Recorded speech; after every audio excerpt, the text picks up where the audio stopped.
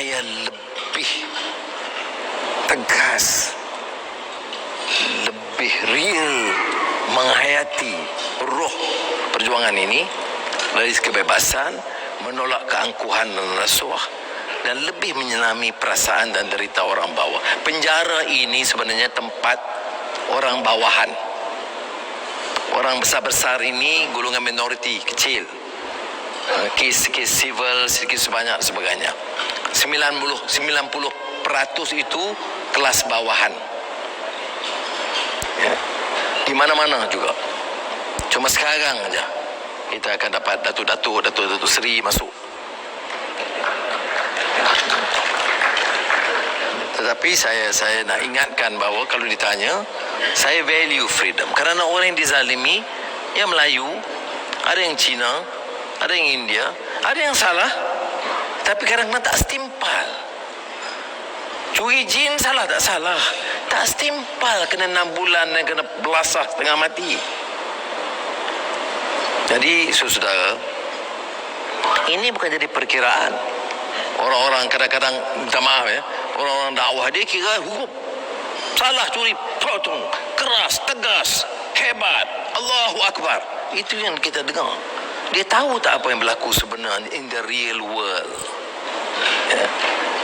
Dia tahu tak bahawa penyelesaiannya adalah dengan dakwah bil hikmah wal mau'izatil hasanah wajadilhum billati hiya ahsan. Saya bukan tunjuk sikap yang lemah untuk takut dengan pelaksanaan syariah. Tapi saya lebih takut dengan pelaksana yang tidak memenuhi syarat. Kerana pelaksana yang tidak memenuhi syarat syariah itu lebih memberi kesan yang lebih negatif terhadap Islam dan perjuangan Islam. Jadi saudara, saya sebut tadi, kita hidup dalam post-normal times. Suka dijangka, suka diduga. Tapi yang menariknya, Ziauddin Sardar dengan temannya yang tak terkala beri taklimat kepada saya tentang post-normal times, dia ambil juga foto saya dengan Mahathir menang pilihan raya. Kata itu pun post-normal. Sebab pertamanya orang tak jangka mereka boleh pakat. Keduanya orang tak jangka mereka boleh menang. Itu post-normal. Dia tak biasa. Sampai sekarang saya pergi mana-mana orang tanya. Tapi saya kata saya Muslim. Saya strong believer in humanitarian ideals. Pedih, ya. Pedihnya amat. Ya. Luka di hati. Nak cari penyelesaian, nak menerima. Saya masih ingat kunjungan Tun Mahathir kali pertama ke mahkamah. Itu sukar. Azizah diam dengan rupa yang sedih. Dua anak perempuan saya menangis sehujung. Tak faham mengapa papa boleh terima. Tetapi bila saya terangkan kemudiannya, pernahkah kita dengar seorang Muslim kasar menolak orang yang datang bercakap baik dan nak berdamai? Faslihu baina akhawaikum. Pernahkah kita dengar sikap sedemikian? Mudahkah untuk kita laksanakan? Tidak mudah. Tapi apakah kita harus menunjukkan sikap yang keras seolah-olah kita ini terlalu baik? Tetapi yang lebih penting bila saya terima Tun, yang bulan-bulan berikutnya sehingga berakhir dengan pengisytiharan atau perjanjian awal Januari 2018, ialah kerana Tun Mahathir menerima agenda perubahan ini, menandatangani dokumen yang menyatakan pertama, kebebasan, demokrasi, kemanusiaan, pertahankan badan kehakiman yang bebas, media yang bebas, menolak rasuah dan penyelewengan, menolak faham perkauman yang sempit, maka kita angkat dia. Kita setuju mengangkat dia sebagai calon Perdana Menteri. Dan dia dalam tanda tangan itu termasuk bahawa langkah pertamanya setelah menang, insya-Allah akan berusaha membebaskan Anwar dan memberi ruang supaya Anwar kembali dalam kerajaan dan kemudian mengganti beliau sebagai Perdana Menteri. Orang lebih banyak menceritakan soal itu, Mahathir kemudian Anwar, itu sebagai yang utama. Dia lupa bahawa kita bersetuju kerana agenda reform itu dipersetujui.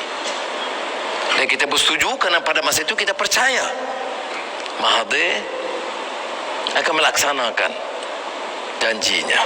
Bukan soal penggantian. Sekarang saya sudah dengar orang tanya, Mahathir ini dia setuju ke? Betul ke dia akan pilih Anwar ni?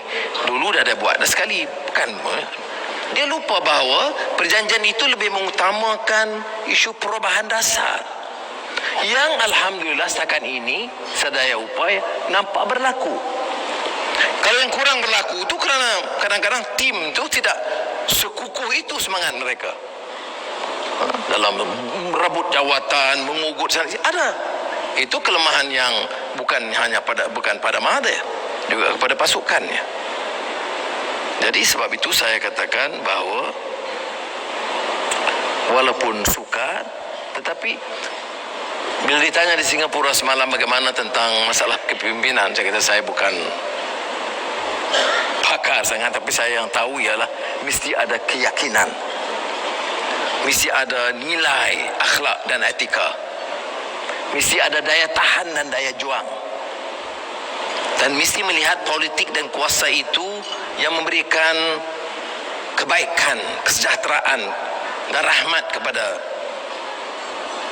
manusia seluruhnya, warga negara. Dan dalam pengalaman saya mesti ada kesediaan untuk memaafkan. Kalau kita masih terbungkam dalam hati, di lubuk hati, asyik duk marah, duk dendam, we cannot move forward. Ya, saya bawa masalah besar post normal times ini, dari politik sampai artificial intelligence, ialah kerana apa? Kerana ia menuntut suatu kekuatan baru, perpaduan baru, ikatan baru yang boleh merungkai masalah kusut yang lama ini. Dan kita mula di negara kita. Jadi saudara-saudari, saya hargai kesediaan saudara mendengar, entah kuliah sejarah, entah kuliah reformasi, tapi saya lebih rasa selesa bicara dengan saudara kerana mukadimah tentang isi perubahan itu telah dirungkai oleh Siddiq Fadil yang saya kira yang terbaik di negara kita yang boleh mewakili pandangan yang sedemikian. Saya hanya menyambung, menunjukkan bahawa untuk melaksanakan agenda yang terungkap dalam peristiharan Permatang Pauh itu menuntut kekuatan berterusan. Dan kekuatan ini tidak hanya pada parti politik. Percayalah kata saya ini yang disebut sebagai aktivis politik. Tapi percayalah kata saya bahawa kalau kita serahkan ini hanya kepada elit politik, kita mengundang malapetaka baru. Kita harus siap siaga mengajak kawan-kawan dalam dakwah, aktivis sosial dan masyarakat, pengatur media yang boleh membantu mencerakin dan menjelaskan untuk memastikan agenda reform, semangat peristiharan Permatang Pauh itu dapat dilaksanakan. Terima kasih. Wassalamualaikum warahmatullahi wabarakatuh.